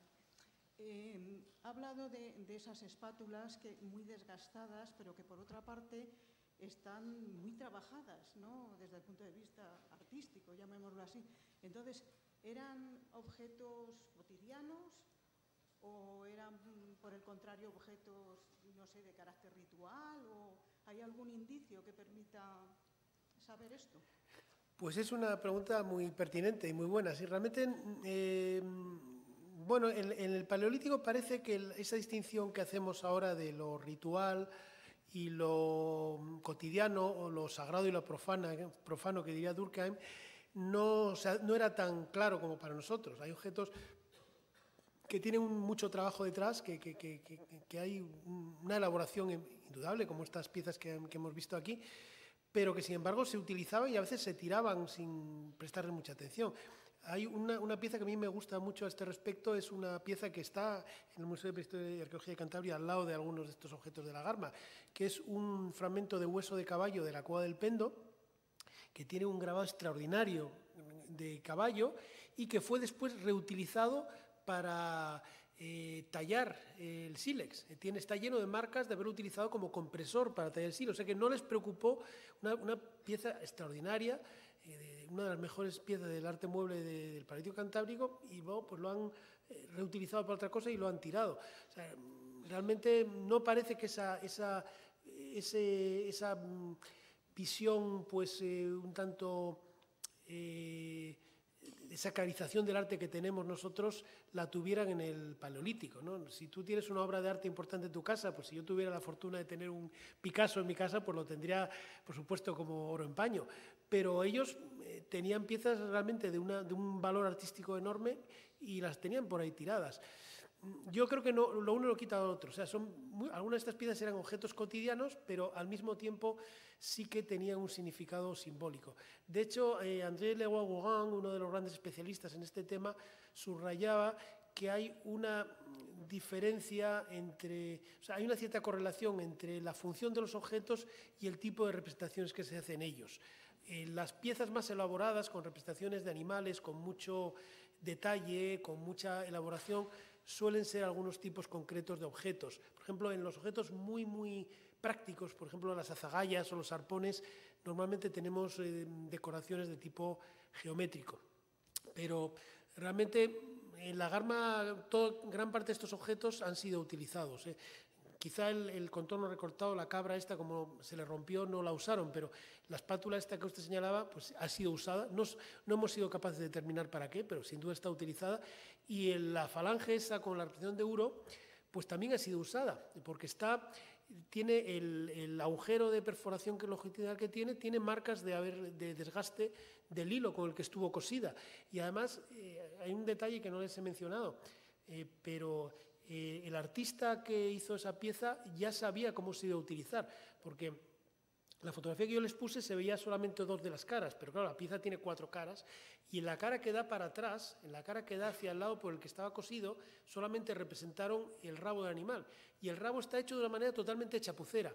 O sea, quiere decir que la persona que hizo, el artista que hizo esa pieza, ya sabía que esa cara del objeto no iba a ser visible porque iba a estar cosido o contra una pared o contra el cuerpo de una persona. O sea, se tomó el trabajo de acabarla, pues por un cierto pundonor artístico, pero no lo elaboró tanto como las otras 3 caras de la pieza que sí que están, que eran visibles, ¿no? Pero ya lo digo, yo creo que esa distinción funcional,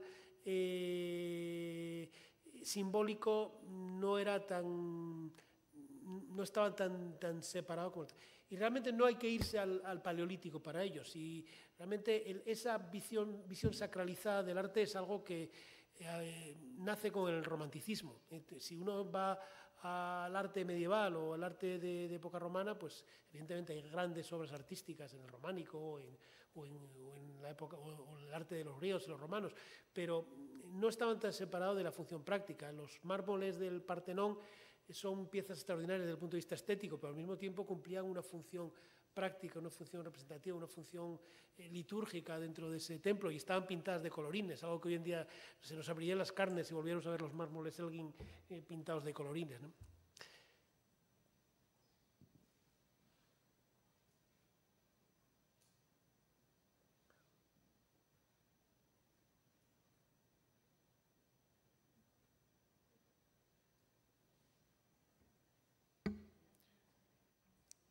¿Alguien más quiere intervenir? Sí. ¿Le puedes pasar el micrófono? Espera un momentín que le pasen el micrófono.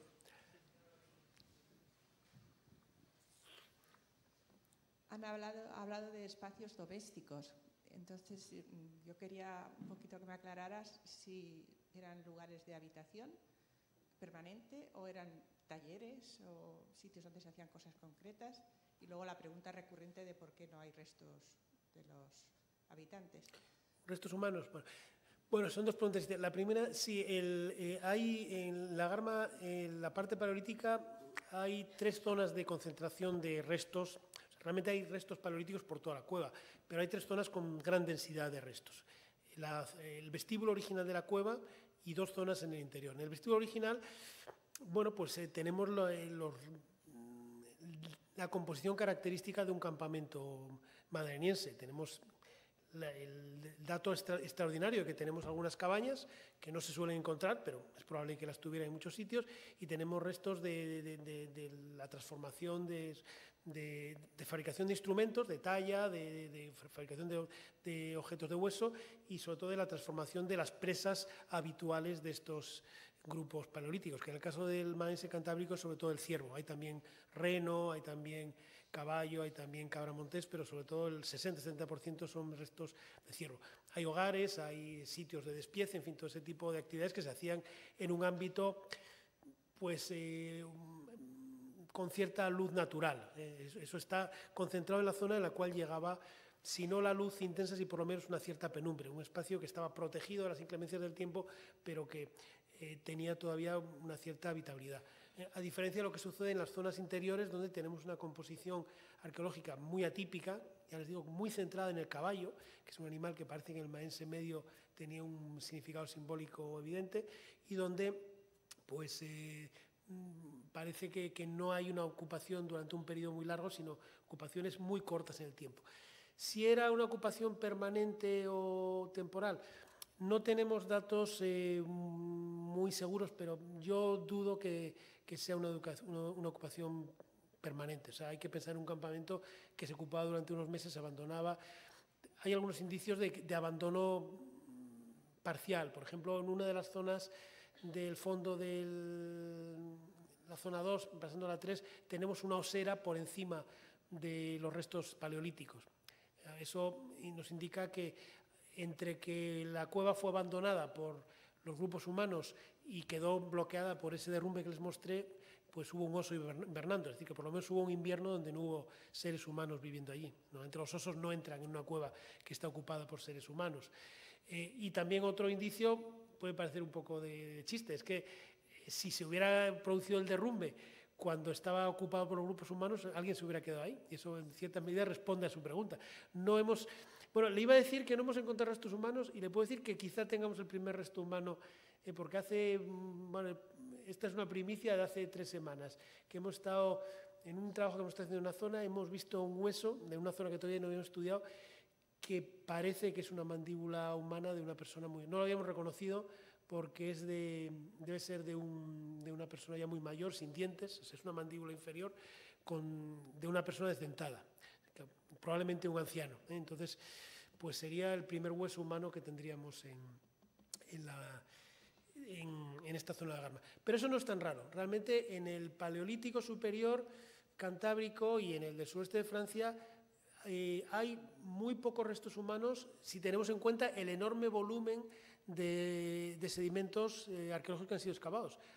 Los hay, pero no hay muchos. Aquí en la península ibérica no tenemos más que unas pocas decenas de huesos humanos en el Paleolítico y se han excavado toneladas de sedimentos. O sea, realmente no sabemos muy bien qué hacían con sus muertos los paleolíticos. En la península ibérica tenemos poquísimos casos de enterramientos paleolíticos. Está realmente el único enterramiento paleolítico del Paleolítico superior primario que tenemos es el de Lagar Bello en Portugal. Hay algunos restos humanos en posición secundaria, por ejemplo, el que excavaron mis colegas del Instituto de Prehistoria en la Cueva del Mirón, en Cantabria, y hay algunos restos secundarios, pero son enterramientos secundarios o restos aislados que nos enfrentan a otra realidad funeraria, quizá de personas que fueron enterradas en otro sitio o que fueron dejados descomponerse en el exterior, como hacían los sius, por ejemplo, y cosas así, y luego pues quizá que ha habido pues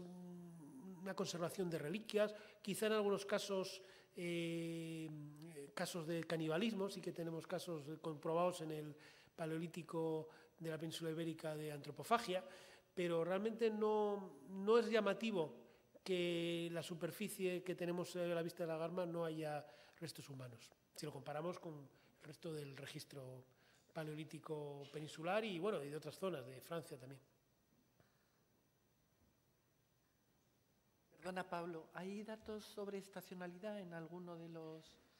Hay algunos, sí que tenemos algún dato de ocupación en torno al otoño, al invierno, pero es un tema que no tenemos todavía bien estudiado.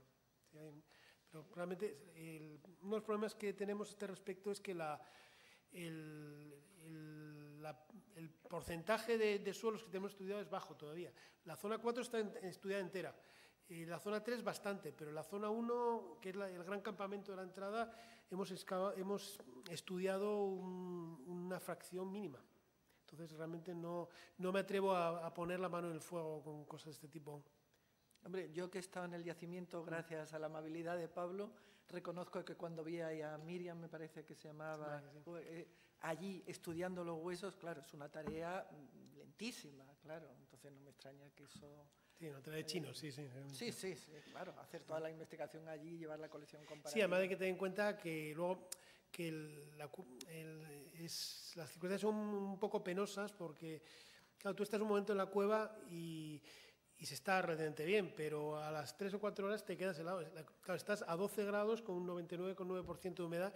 Incluso hay un factor ya incluso de riesgo para la salud, y es que la cueva tiene muy poca ventilación, hay una concentración muy alta de radón. No tenemos el problema que tienen los colegas de la Grotte Chauvet, que es el del CO2. Por ejemplo, en la Grotte Chauvet, que es un gran yacimiento francés, que a muchos de ustedes les sonará y que se descubrió, por cierto, a la vez que la Garma, pues tiene muy limitado el tiempo que pueden trabajar porque se concentra muchísimo CO2.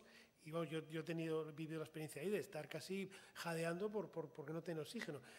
En la Garma no nos pasa eso, pero tenemos una concentración altísima de radón, lo cual, bueno, si tú entras un rato no pasa nada, pero a mí, de hecho, estamos ya pensando seriamente que las personas que entran con cierta frecuencia ponerles unos dosímetros, porque es un gas radiactivo que si está sometido muchas horas en él, pues puede tener al final efectos cancerígenos, etc. Es un problema que hoy en día están teniendo, por ejemplo, los guías de muchas cuevas y el propio equipo de investigación lo puede tener.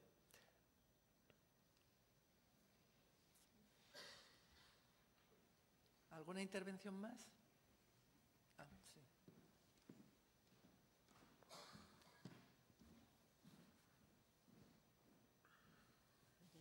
Pablo, bueno, enhorabuena. Me ha parecido que la presentación ha sido fenomenal, que le hace todo el honor a la importancia de la cueva, pero yo quiero tratar otro tema que no ha sido, que has comentado de pasada, pero que es verdaderamente muy extraordinario, y es que haya una fundación privada que financie la excavación. Eso, por favor, cuéntanos cómo lo sedujiste, cómo pasó, porque es que es realmente, que yo sepa... Pues sí, la historia sí. Casi único en el Paleolítico, en el caso de la península ibérica. En la península ibérica sí, en el mundo no, pero sí, claro, pero es una fundación privada que no es española. Claro, ese es el problema, que en España no tenemos, desgraciadamente, como bien señala la profesora Martínez Navarrete, no tenemos tradición de mecenazgo, pero en otros países sí que la tienen. Sí, la historia es un poco compleja y además nos muestra un poco las dificultades que tiene esto del mecenazgo en España. Si quiere, la puedo contar en detalle. O sea, el mecenas es un señor que se llama Stuart Weitzman, que es un empresario ya retirado, que es un industrial zapatero norteamericano, que bueno, al parecer, yo he enterado de esto pues a resultas de que se interesa él por la cueva. Al parecer hace unos zapatos de estos de señora carísimos, de estos que usan las estrellas de Hollywood y cosas de ese tipo, ¿no? Entonces este señor tiene o tenía, porque ya ha vendido la empresa, ahora mismo está retirado, tenía sus fábricas en Elda. O sea, hace productos de mucha calidad y en lugar de llevarse la producción a China, pues lo que hace es aprovechar, digamos, el savoir-faire de los artesanos alicantinos. Y entonces él se sentía, por una parte, le interesa mucho el Paleolítico y por otra parte, pues se siente un poco obligado a devolver a la sociedad parte de lo que le ha dado a la sociedad en forma de millones de dólares, ¿no? Y en particular está muy agradecido a España. Además es un señor que es judío sefardita. Entonces, pues también, de hecho, tiene, al parecer, va a financiar también un museo de la herencia hebraica aquí en España, ¿no? Posiblemente aquí en Madrid. Entonces, bueno, pues es un señor que tiene mucho dinero, pero también tiene generosidad. Entonces, bueno, esta es la parte positiva, ¿no? Y claro, esto enlaza con otra tradición cultural. Bueno, esto en los Estados Unidos es muy frecuente, o sea, el que se financie la investigación científica o la conservación del patrimonio gracias a donaciones privadas, pues algo que allí es normal y aquí es totalmente extraordinario. Lo que es normal de lo nuestro es que hemos conseguido esas ayudas absolutamente porque él se ha empeñado, porque esto es una historia que lleva rondando años. Este señor llegó a la Garma de casualidad porque él se le metió en la cabeza que quería visitar Altamira y como no se puede visitar Altamira, pues le dieron en el gobierno de Cantabria la alternativa: oye, tenemos una cueva ahí que es también muy interesante y que no se puede visitar, pero bueno, haciendo una excepción por ser vos quien sois, bueno, y el hombre quedó tan alucinado que dijo, bueno, pues yo voy, esto hay que conocerlo en el mundo y yo quiero invertir en la conservación y en la difusión de este sitio. Y bueno, nos ha costado años. Este señor ha llegado a poner un cheque encima de la mesa y la administración española no se lo ha cogido. Yo lo había dado ya por perdido, por muerto y enterrado el asunto, y por el empeño personal de él se ha conseguido, después de ímprobos esfuerzos, que la administración tuviera bien coger los dólares de este señor para dedicarlos a la investigación. Entonces, actualmente, parte de estos trabajos que les he mostrado se han financiado con las ayudas de esta fundación, de Weitzman Kreger. Kreger es una socia suya, es una señora también norteamericana que también ha contribuido. Y también simultáneamente estamos colaborando, estamos realizando, nosotros hacemos, digamos, el guión, la parte técnica lo hace una productora que está muy de actualidad ahora, que se llama Morena Films, que les sonará a ustedes porque son los productores de esa película que creo que presentamos al Oscar, una que se llama Campeones, o no sé qué, bueno, pues los productores de esa película que hacen películas y también hicieron hace unos años un documental sobre Altamira, son los que están haciendo la parte técnica de este trabajo, que espero que en unos meses salga. Y de luego, pues sí que comparto la opinión de mi buena amiga Maribel, que realmente es algo extraordinario y que espero que cuente el ejemplo. Bueno, en España ya empieza a haber mecenas que pagan cosas por ahí, no de arqueología o no tanto, pero bueno, pues fijaos el caso en sanidad se están pagando muchas cosas, pues, por ejemplo, pues gracias a la empresa, al dueño de Zara, que no me acuerdo cómo se llama. Y bueno, hay algunos casos, tenemos casos en la arqueología española, incluso ahora, de eso que llaman ahora crowdfunding. Yo conozco alguna, y tú conoces también, alguna excavación que se está pagando con pequeñas aportaciones de pequeñas empresas. Por ejemplo, en Pintia, en la provincia de Valladolid, es una excavación muy importante de época celtibérica, se está financiando con pequeñas aportaciones de muchos pequeños, de personas privadas y de pequeñas empresas. O sea que es algo, está cambiando, pero claro, la mentalidad de esperar que todo venga de papá Estado lo cambia en 2 días. Pero lo preocupante es eso, que cómo es de falta de ágil nuestra administración, que esto, o sea, yo todavía no me acabo de creer que no se haya perdido ese dinero. O sea, lo normal es que este señor, si hubiera sido yo, hubiera dicho, bueno, váyanse ustedes a la mierda y me llevo mis dólares a otro sitio. ¿Entiendes?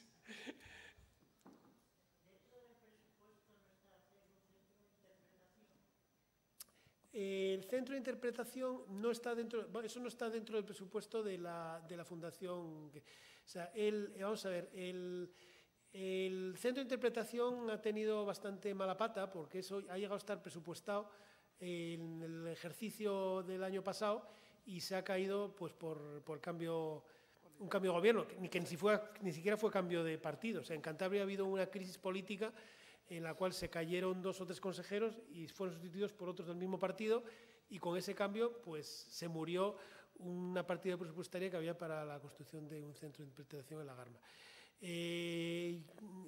Weizmann ha ofrecido pagar una sala del Museo de Prehistoria.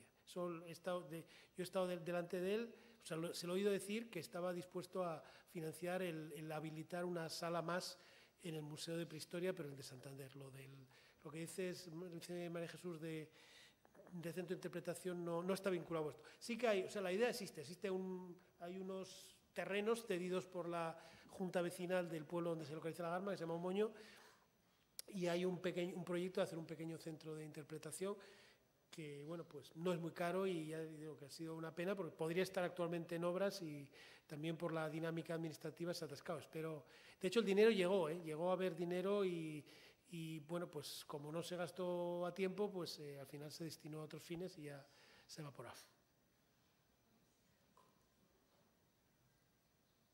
Esta es la parte de la realidad de la investigación arqueológica. Al final, si a mí me preguntaran, supongo que a Carmen y a muchos de los colegas que están aquí, a qué dedican su tiempo, pues mentiríamos si dijéramos que dedicamos nuestro tiempo a la investigación y en mi caso a la docencia. O sea, yo dedico el 60% de mi tiempo a la burocracia. Y supongo que en el caso de Carmen y de otros colegas, y desde que ha llegado la ley de contratos del Estado, eso ya llega a unos extremos realmente preocupantes. Cada vez más, sí, cada vez más. Bueno, ¿alguna otra intervención? Si no, vamos a darle las gracias a Pablo por esta interesantísima presentación.